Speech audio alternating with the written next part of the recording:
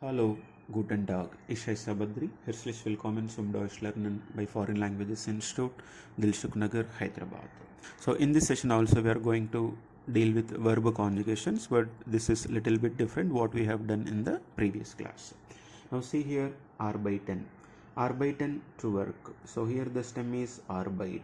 So arbeiten is to work. So here the stem ends with a T. So before en, what is the stem? Arbeit.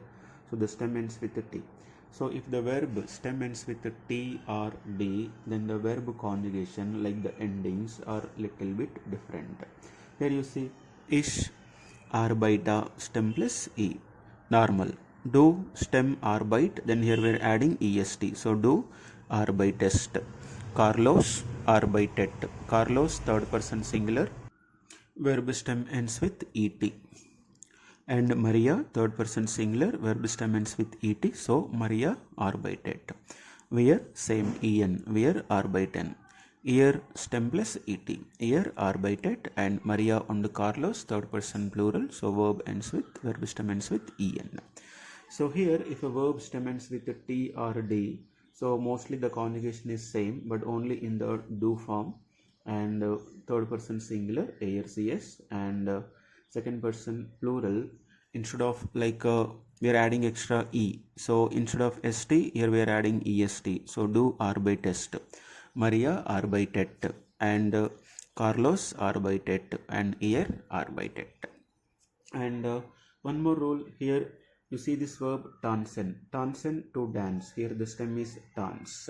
So if a verb stem ends with S, SS, oder, asset, oder, jed. So in this, in the do form, normally we add st to the verb stem, but here we add only t. When if the verb stem ends with s, ss, asset, oder, set. So in all these cases, in the do form, we add only t, not st. Now see the conjugation ich tanze, e, du tanzt, only t, Carlos tanzt, Maria tanzt, wir tanzen, ihr tanzt, Maria and Carlos tanzen. This is tanzen same like what we done in the earlier verbs like kommen, like that, but only the difference is in the do form. In the kommen we used to add st, but here we are adding only t. And when it comes to this arbeiten, the verbs which ends with the T or D. So here in the do form we add est, third person singular et, and second person plural also et. Clear? That's all. We'll do the exercises in the next session. Till then, shush.